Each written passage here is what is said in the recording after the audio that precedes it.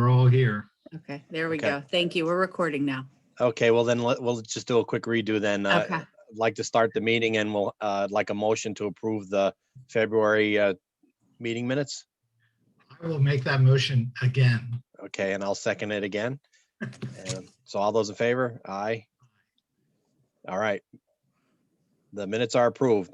Next item is an update on instructional programs at UPSD. So we have been going through the process now of looking at which families wanted to move either in or out from virtual to face-to-face and then vice versa. We met with all the principals today. Everything is under control. They're working on class sizes. They're working on rostering. There will be some instances, or there will likely be some instances of families with children who are with a new teacher, but hopefully it's a teacher that they have known or seen earlier in this same school year. But we're pleased with the way that that's going. The principals have done a nice job of handling those requests. Dr. Farina and Dr. Roach have had their eyes on them. And so we continue to monitor that and get ready for full face-to-face on the 6th of April. Do you have a feel at all for any of the kids coming from other schools from outside the district charter, whatever, and coming back? We do. Go ahead. I mean, you want to go, Kim? I don't have. No, I was going to say, go ahead, Andrea. Right. I don't have the chart open, but we were able to bring back across all grade bands, kids from both our homeschool environment, and we have several coming back from cyber charter programs. Certainly not as many that left us, but we were able to recoup. I want to say 6 cyber charter students, but don't quote me on that. I would have to open the spreadsheet. That's across 12 or 13 grades, so we're not being overwhelmed. No.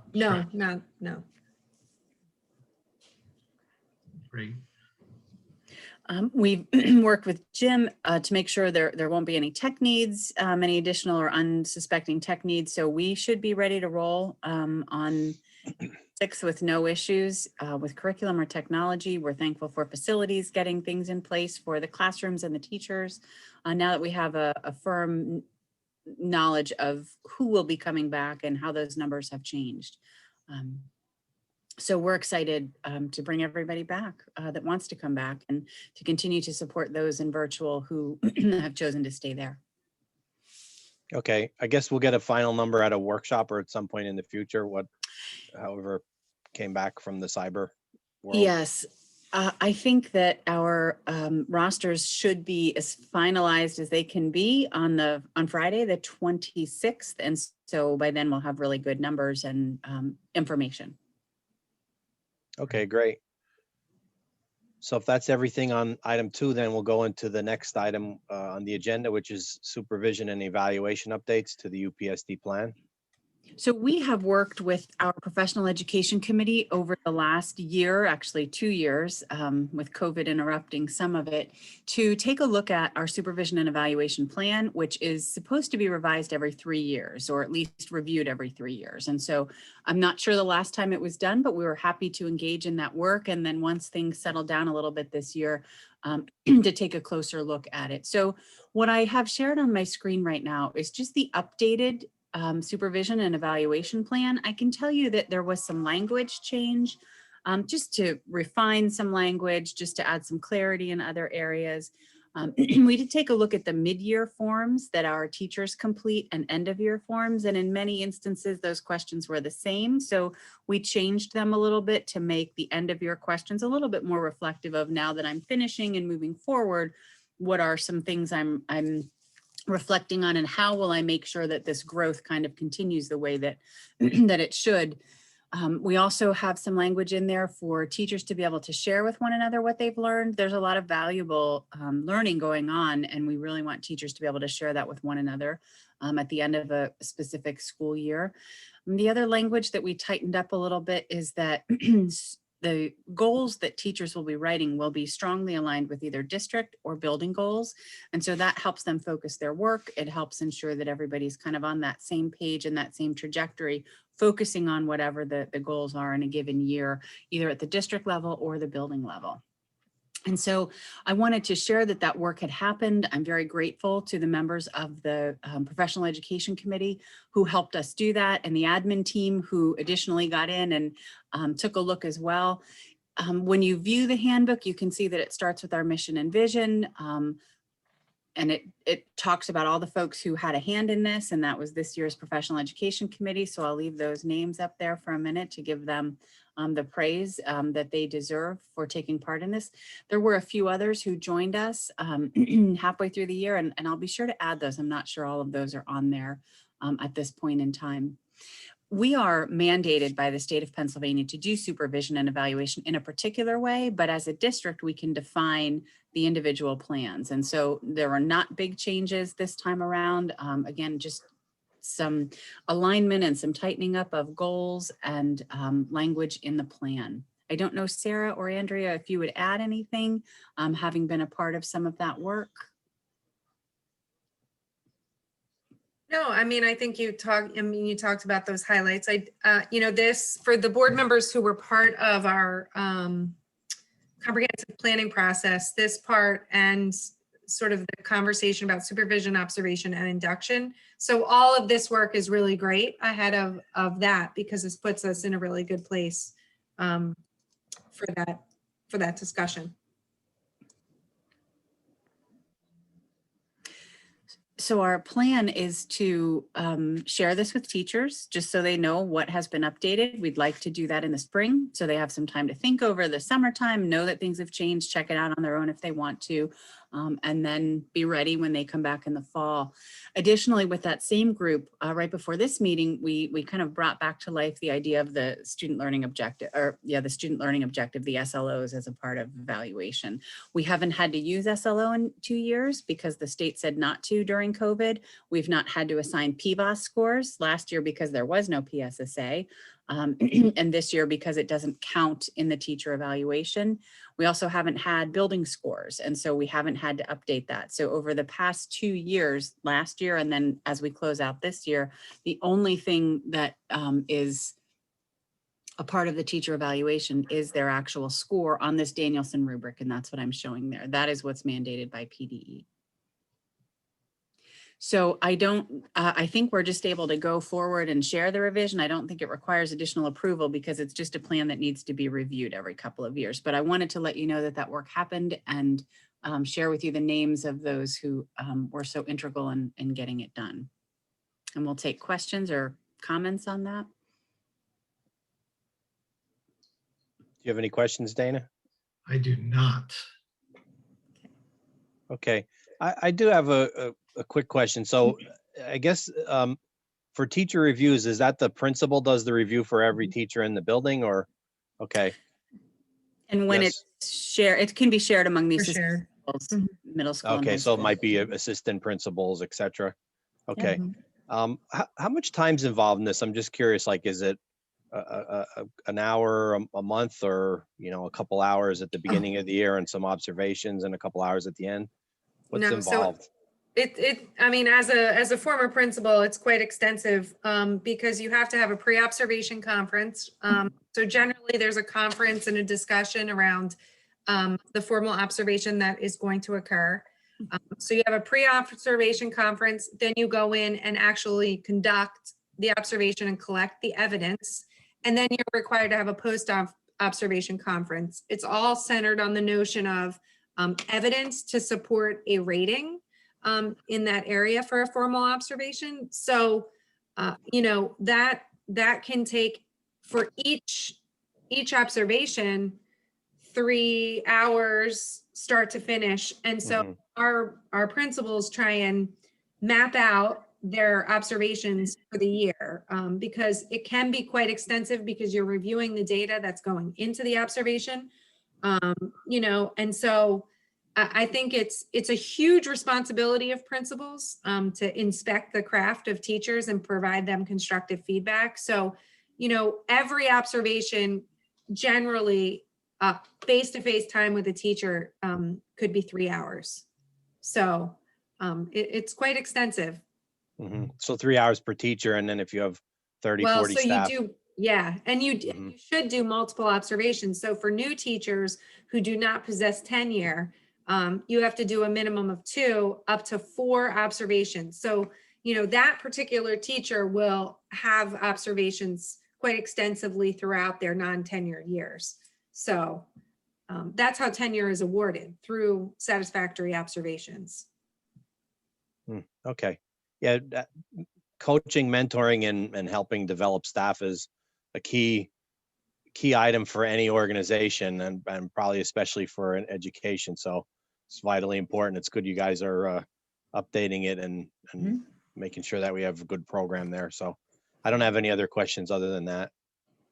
As a But thank you. newbie, Go ahead. as a newbie to this, this is how we evaluate teachers and how they eventually, it factors into what they get paid. We're, No, yeah. not in the form of merit pay, but it impacts their overall rating. And so if a teacher is rated in a way that is unsatisfactory, that's progressive in terms of they go on improvement plans. They have, you know, several semesters to improve their craft. And ultimately, if they do not, that's how teachers, professional staff are terminated. Okay. You know, and, you know, your years of service move you along the step and column. Okay. So, Great, thank you. and then subsequently, principals get evaluated, and part of their evaluation is, did their observations align with how kids performed? So now that has been weird in the COVID years. That, you know, we're now calling them, but there is a rating that principals get to say that, you know, if your ratings are true and evidence-based, they should align with student performance. If they do not, that factors into principals' overall ratings. Great. Okay. Any further questions, Dana? No, that was great. Thank you. Okay. Next item is the state assessment testing updates, Keystone and preparations.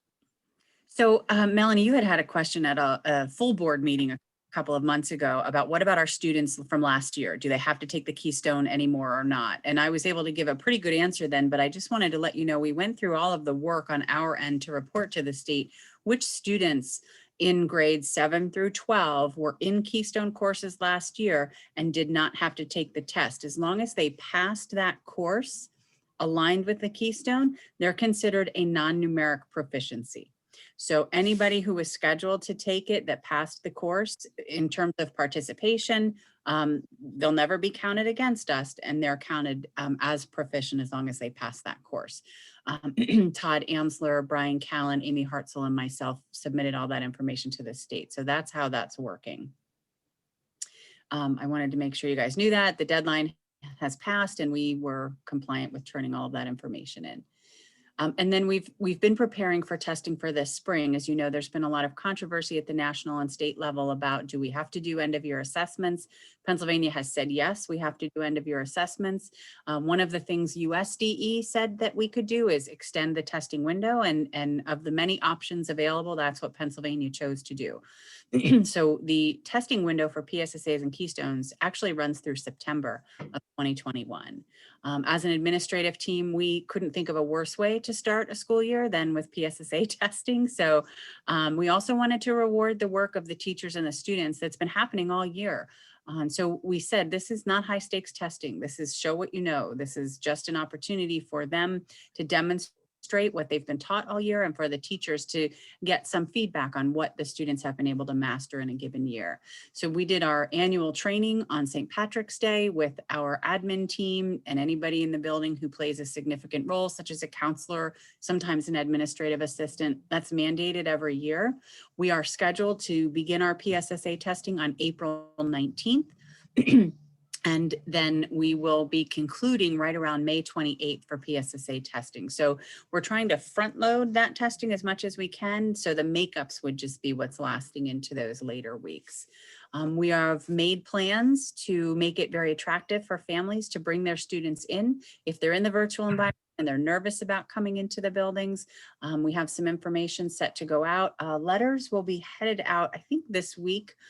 Principals will be sharing with every family in the district the information about PSSA testing, with more information to come, obviously, as we get closer to the actual testing dates, which begin April 19th. And so we have made preparation for virtual students to come in if they're comfortable doing that. I mean, they are mandated to take the test, and so we can't excuse them. So we're trying to do everything we possibly can. So all that information will be going out shortly. We're fully ready. We will deliver the tests with integrity, as we do everything here at Upper Perkiomen School District, and training the staff in the group that I train so that they can turn around and train the teachers before the testing is just our latest step to get us going in that direction. So I didn't know if you'd had questions or concerns about what are we doing in the midst of all the things you may be hearing in the news. So I thought I'd share that update. Any questions? I don't think so. Okay. Sounds exciting. It was exciting. I mean, it was a 2.5-hour training with just me, you know, it was those poor people. But we are ready to go, and we'll be in good shape. In fact, the first deliveries happened today. Some of the schools got their PSSA materials, so that was exciting. Okay, great. If there's no other questions, then we can move on to the next item, which is summer programming updates. So through a grant that Dr. Farina, actually through 2 grants that Dr. Farina has been administering, we have the opportunity to offer our normal extended school year, which we always call ESY. That's a special education program. And so that has been determined which students will be invited to that. In addition, we're very excited to offer 2 camps for students who might qualify. One is Power Up. That's for students in grades 3 through 12. I believe we've mentioned this before, but I just want to kind of keep it on our radar so we know what's happening. We posted the positions for both teachers and paraprofessionals. They'll largely be in the areas of ELA and math. The only exception to that is we will have an opportunity for Keystone Biology to also be a topic over the summer where students can engage with teachers. And then we have Ready to Learn, which is K through 2, and that will run in August, closer to when we bring our K1 and 2 students back, our new students in, but our current K1 and 2 would come back. And so we're determining right now which students would qualify for these programs. We're also looking at what else we can offer to all kids in terms of one of the digital platforms we have, Lexio, will run through the summer. So we'll have some ideas for families who want to keep kids engaged, as we always do, through the summer months. But additionally, for those students who may need an extra boost before the next school year begins, we have 2 summer camps funded through our Ready to Learn grant, and then through PCCD. Andrew, I forget which one. Okay, PCCD. There's so many grants right now. And so we just wanted to bring you up to date in that. We'll be doing the interviewing in April and May, and until we fill it, but we're going to get started early in April to try to get the teachers that we need. I was on a call with job-alike peers today at Montgomery County, and we were talking about summer programming and how staffing has been an issue. It's an issue in a lot of districts. Teachers are understandably burnt out, and sometimes filling these summer positions becomes difficult. So we're hopeful that by advertising this early, some of the camps only run 2 to 3 weeks. So it'll be a nice summer opportunity for students to engage with teachers face-to-face and teachers to make a little bit of money. So we're hopeful to get those positions filled in short order. Okay, There is a link there if you wanted to just kind of see how we've outlined the programs. I tried to put hyperlinks in here so that if you had any additional questions, you could just click on that and check it out. okay. I did have a quick question with the, I'm not sure what it was called, the COVID Relief Act or whatever the law, the 1.9 trillion. Is there any funding in there? I did hear the president stating that he was worried about academic losses due to COVID and not being able to learn in person. Are there any additional programs that are coming out of that you're aware of? So that Anything would that be our helps us? 3rd round of funding. And there are monies that are allocated to Upper Perk. We're still working on what that's going to look like because we did target some of these previous PCCD fund to some of that learning loss and academic recoupment. So we're in the process of working with Sandy and Jim and Doug and Kim and I in talking about how those funds are used.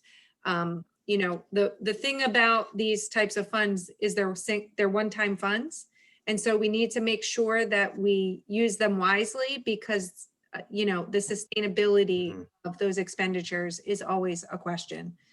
So, you know, we're at the point where we've had many rounds of funds and now it's just deciding how best to use this next round. Okay. Do we have any parents that use the summer program as enrichment, that, you know, the kids aren't pulled out or designated for attendance, but is that a dumb question? No, not at all. No, yeah. So we have previously used funds to challenge math placement. We've used summer programming to offer kids in the high school the opportunity to access some coursework for college entry that is outside of the sequence of what we offer within the district. So I would say traditionally, we don't have a lot of students who access summer programming for that purpose, but we have in the past.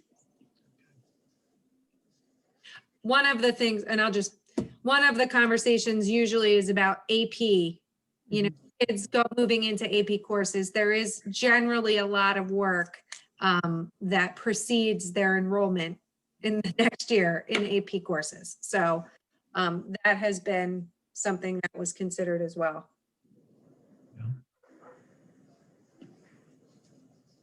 Okay. That's Mrs. great. Cunningham, do you have any questions? No, I'm good. I'm just listening. All right, sounds good. Well, then if there's no further questions, we'll get an update on the full day kindergarten preparation. And we did give a presentation to the full board. I just wanted to kind of, we honed in on the things that we have left to do. We know there's facilities work, there's furniture work, personnel, registration. We want to start to plan parent information nights. So those will be coming up. I think we have a meeting this week to plan for that. And then what orientation will look like come, you know, early fall, late summer.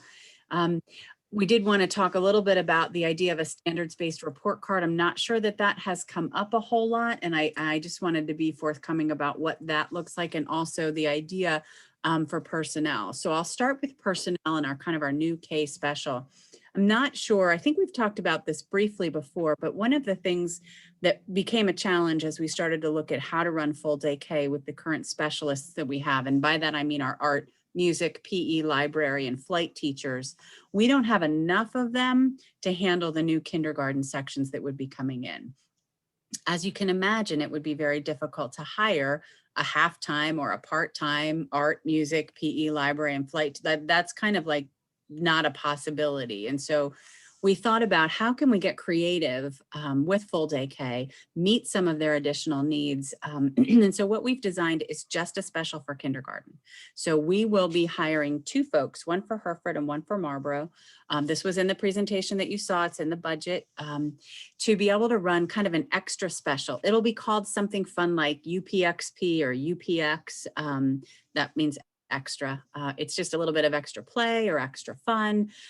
What we hope it will be, and I'll just give you some of the ideas that we've come up with as a team already, focusing on early literacy and early math habits and skills that kids need, but in a really fun way. They're not going to go to another math class. It'll just feel like it's gym class, or it'll feel like it's art class or STEM class. And so we talked about that. So in the idea of literacy and math and kind of building those fine motor skills that kids need at an early date, challenging them with some STEM challenges and some STEM activities, which sounds really heady for K, but there's a lot of age appropriate things that we can do to teach them how to be creative, to critically think, to collaborate, to communicate. And so all of those things, the skills that we know are unique to K learners in terms of understanding the written and the spoken word, getting their fingers and limbs in line with what we need to be doing. We thought about designing an extra special for them to get some of that work, but it will be fun. It will be as fun as it is for them to go to gym class or flight class or any of the other ones. So we have some teachers really interested in helping to write that curriculum.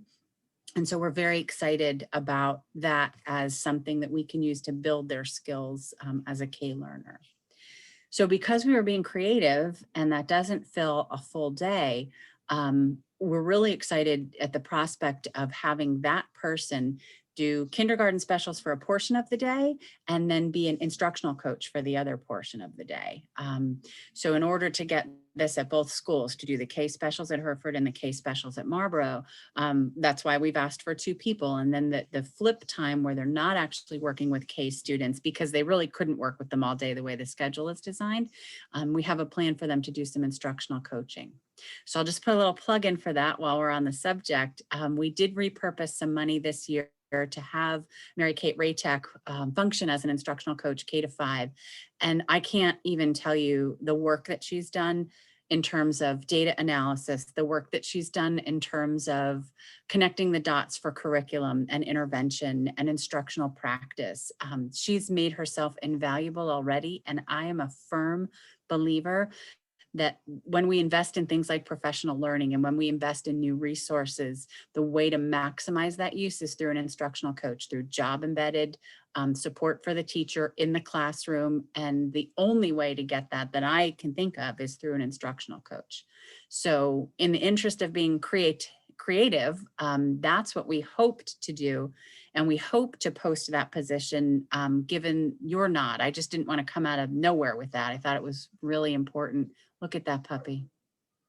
I thought it was really important to share that with you. At this point, see if you had any questions and kind of get your verbal blessing to say, yes, that would be an okay thing to be creative about and post for.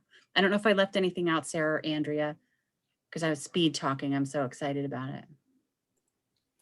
I think we're really excited to bring just an additional unique special at the K level, and truly the work that Mary Kate has done has been so tremendous, and to bring somebody else on board that could do the same thing, and especially at the K level as we transition from a half day to a full day model, is something we're really excited about.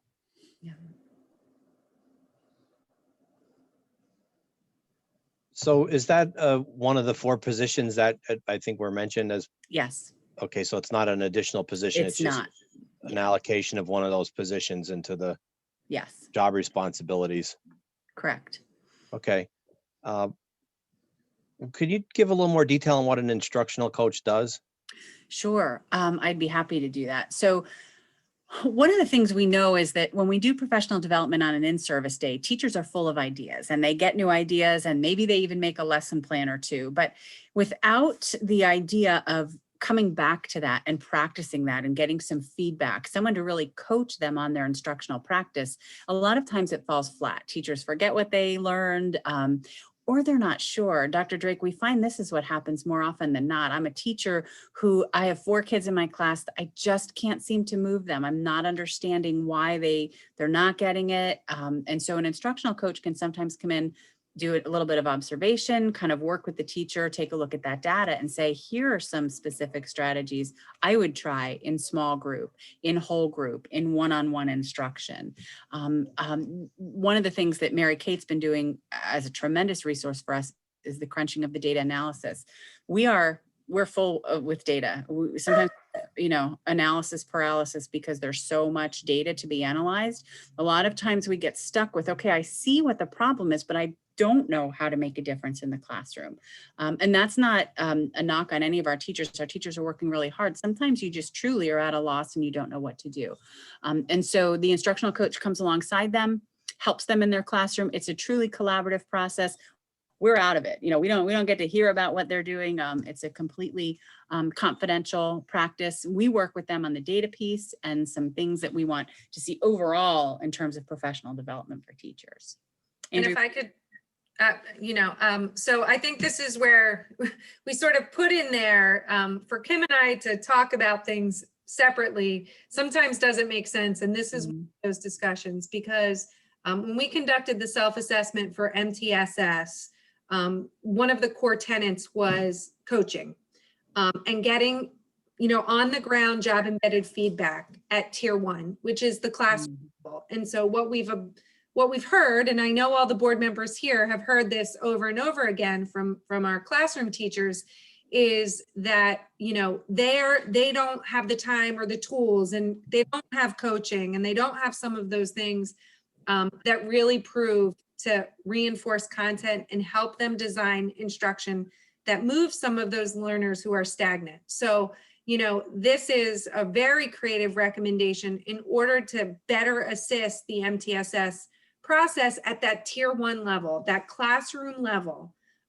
where we find that has the most powerful impact on student achievement and students meeting standards. And so, when this opportunity emerged to think about how do we help both of those areas, and coaching is one of those vital components of reinforcing and supporting tier 1 instruction, without question. Is this going to be a hard position to fill? It seems like you need someone who is an expert in whatever the new special will be, the special X, and then also in coaching and data analysis. Is that going to be a senior level person, or it's going to be a hard person to find that has both those skill sets? So I don't think so. I mean, I can think of about 10 people who we currently have employed who would rock this job, who would be tremendous, and who would really want to do it.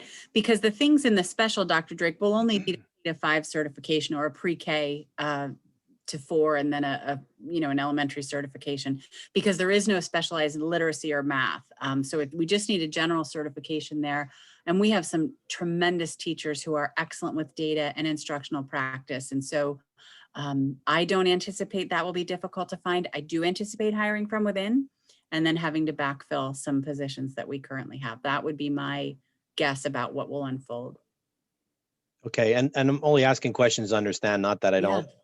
don't believe your recommendation or think it's a good one. So again, just to reiterate, this is your recommendation then for a position Yes. that was already Yes. put in the budget, is this kind of skill set, and hiring from within. I really like that as well. Yeah. Yeah. So it is your recommendation, correct? To Yes, move sir. forward with that. Okay. I don't have any further questions. I don't know if you do, Dana or Mrs. Cunningham. I do not.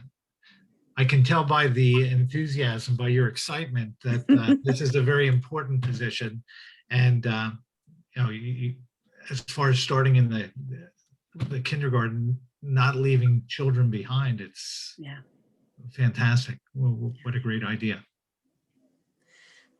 This whole full day K, the way it's come together has just been tremendous. We're chomping at the bit to get them in and get the program rolling. So are the teachers. They've done a tremendous job putting things together this year. I don't know if any of them are on the call, but they've been tremendous. That's great. So then you're asking for us to bring that forth as a recommendation at the workshop? I don't actually know if you need that. I just, Okay. because we made the motion for the full day K, and that was a part of the budget. So it's written in there. I just wanted to kind of tell you where we were, and before we just started to, post the position and see. I don't know, Andrea or Alan, if you think that needs to go, or I don't know. Maybe it's an informational note instead of a request for blessing, since it's already been approved. Yes. Okay. Yeah, I agree. I think it's a part of the budget, overall budget. When the budget passes, that'll pass as a part of the overall package that you guys move forward with the full day kindergarten. Okay. It's a good thing to include in your report, Curry. I will. I'll make a note of it. Okay. Thank you. Anything further on B before we move on to C, the standards-based report card? Okay, thank you so much. And Dr. Drake, we never mind the questions. It helps so much with clarity, because sometimes we're not sure if we're saying things clearly. So that's great. One of the other things that we're seizing the opportunity with full day K is to create what's known as a standards-based report card. And, we have good reporting systems right now, but in kindergarten and really in elementary school, one of the things that's really crucial for students to understand their progress as well as parents is to have a report card where it's really almost a listing of the standards and then how students are progressing toward that standard. And so instead of just doing the regular kindergarten report card that we have, we're in the process of looking at some models and doing some work together as small groups to create a standards-based report card. Now, I say that knowing that normally when something like that happens in a district, there's a full committee to take a look at this. And that is our plan for next year. For next year, we do plan to have a full K-12 grading and reporting committee where we will be looking at standards-based report cards, but likely only K through 5. But because we're in a brand new overhaul of kindergarten curriculum, it made no sense to create the curriculum and the assessments and then not do a standards-based report card. And so it will very much be a clear, tight representation of what students know, can do, and understand according to the K standards that are outlined by Pennsylvania Department of Education. So I wanted to let you know that was happening and not saying we're just going to rush forward with that. We will certainly have a committee of all stakeholders, school board, community members, when we take a look at that grading and reporting committee for next year. But we do plan to come out of our curriculum review and revision and really a rewrite for full day K with a standards-based report card. I'm excited about that too. Okay, any questions? I'm good. Okay, that will be, I guess, a committee. That won't be a board committee, will it? It will be a committee of teachers No. and administration. Okay. Yes. Yeah. Okay, sounds good. Right. Then we'll move on. If there are no further questions, we'll move on to item 8, which is class rank policy procedures update and questions on it. Sure, we're really just putting this on the committee's radar again, that on Thursday, we will be doing a presentation, mostly our high school administrators and myself. This is a discussion on a recommendation that emerged from policy, which was to either consider the elimination or revision to our current class rank policy, and the factors as to why the administration is making the recommendation for the consideration. So it's a unique conversation because it's really policy driven. And however, it certainly has a lot of academic tentacles. And so we want to make sure that we're discussing those items across committees because ultimately what will need to happen is the policy committee will have to make a recommendation on what to do with that policy. However, it really is a whole board discussion. And we have placed it in March in order to make some recommendations in policy in April and May. Okay. Yeah. Anything really specific for curriculum that we should discuss, or we should wait till we have the meeting on Thursday to get all the details? Yeah, I think that I don't think anything specific for this committee. We just know that it will, because, class rank is based on a weighted GPA, that factors into course sequence and why kids jockey to get AP courses. And we just want to make sure it's on everyone's radar because it's definitely a relevant discussion for curriculum. It's a relevant Mhm. for all board members, honestly. So just a heads up. Mm-hmm. Okay. Yeah. Well, we'll wait with anticipation for Thursday's meeting then to find out what the full story is. I know it's going to be very exciting too. Your high school administrators are doing the bulk of the presentation. Oh, great. Yeah. That's good. That's good. Okay. I see the next item is MTSS update, but it says it'll be covered in pupil services. So is there anything we need to cover here, or will we talk about that more in the next meeting? Yeah, we'll talk about more of it. I think as the board probably or in this committee, I know Judy and I, they're inextricably linked, all of these topics. So, we work as a team, curriculum, pupil service. We're really sort of the same team. So we reserved it for pupil service because that's where it started, but certainly these two committees are thematic in nature.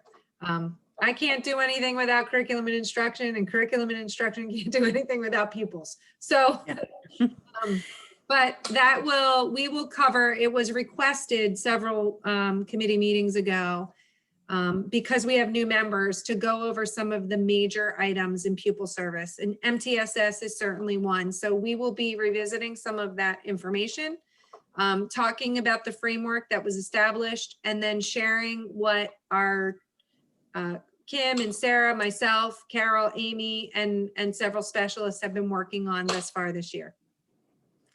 We were joking Okay. too about how we really should be one committee.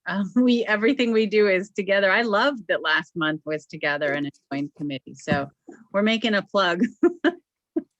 Will be what, the cornucopia committee or the potpourri? I'm not sure. Have pupil services, special education, curriculum and instruction. Teaching and learning. Okay. Sounds good. Okay, well then, if we don't have that to discuss in this meeting, we'll discuss it in 15 minutes in the next. So I did see, I printed out the agenda, but I saw that the textbook approval was taken off. Is there any, I mean, it's not on the agenda, so we won't discuss it, but is there anything? No, just as a result of curriculum review this year, just didn't have them all, Dr. Drake. I just didn't have all Okay. of the requests in, and it just didn't seem to make sense to move it across 2 months if I could just put it off and do it in one. It doesn't make any difference for our timing. Mhm. As a function of curriculum review, some of the writers are looking at new materials, and we just need the board's approval to purchase them. So I'll have all of them ready to go in April rather than some here and some there. Okay, that's fine. And I did have a question on that schedules for that when we do update the curriculum, if we update the textbooks automatically, or if and what the typical schedule is on that, because I've seen some textbooks that are about 10 years old. Yeah. And I wasn't It's- sure if that's a normal life cycle or an extended life cycle. Yeah, it's not automatic. It's not always automatic. Sometimes your special areas, gym, PE doesn't necessarily need something, and sometimes they do. So as a function of curriculum review, we take a look at the materials and the resources, and that's the time we do request any new ones as needed. And that follows a curriculum review cycle, Dr. Drake, that we've looked at before. Sure. Yeah, I've seen the Usually- table multiple yeah. times, so Yeah. just wasn't sure if the update was also the new textbook or not. So maybe that's Yes. something we could talk about in the next meeting. Yes. Okay, I think that took us to the end of our agenda, and we're actually ahead of schedule, which is amazing for most meetings I'm involved in. Apologize for that. I see there's a couple other people whose names I'm not familiar with. I'm not sure if there's anyone who had any questions from the audience, or if anyone wants to raise their hand. If not, we could close a few minutes early before the special ed and pupil services meeting in 15 minutes. Sure, Christine, you would like to ask a question? I think you can unmute. Sorry, I can. I was like not really prepared. I was having 2 conversations with my daughter. So is it possible, and I have not been to the policy meetings, but the class ranking, sorry, I'm bouncing my computer on my knee. The class ranking issue, am I understanding it is that people are signing up for the AP classes to get higher GPA when really they shouldn't be in the AP classes? Like, if you can clarify the issue, I know without overextenuating what's to go on in this conversation, but Yeah, I'm- I don't think that's necessarily the case at all. I do think, and I'll defer to Dr. Farina, there are some times when students don't take a course they might really love to take because it's not weighted the way that they want to. So there's certainly not, a case where there's kids in AP who shouldn't be there. That's not what I think is coming out of it. Andrea, would you say something different, or how would you respond to that? Yeah, I think there's a multitude of factors. I think that there is this perception that racing through courses is the way to be a valedictorian. And we're going to present a very big, broad picture of, a more holistic recommendation for kids as opposed to just a class ranking approach. so how does that impact college applications then? So we'll get into all of this on Thursday night. Okay. Is gonna the talk I'm just about- curious, is the recommendation coming on Thursday or is it just a presentation on Thursday?